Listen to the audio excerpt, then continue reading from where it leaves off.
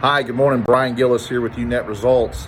I was having a meeting with a client this morning and it got me to thinking and wanting to share a little bit, just a little tidbit I want to throw out there.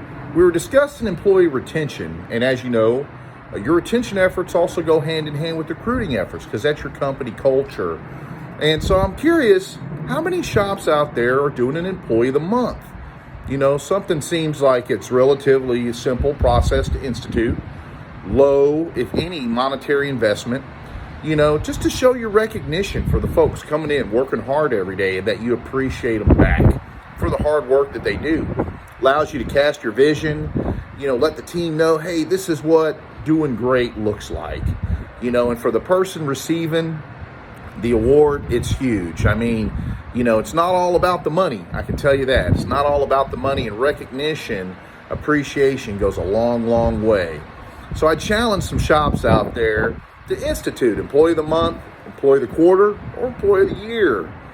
Give that chance for you to build up your company culture and connect with your folks. Have a great day. Thanks.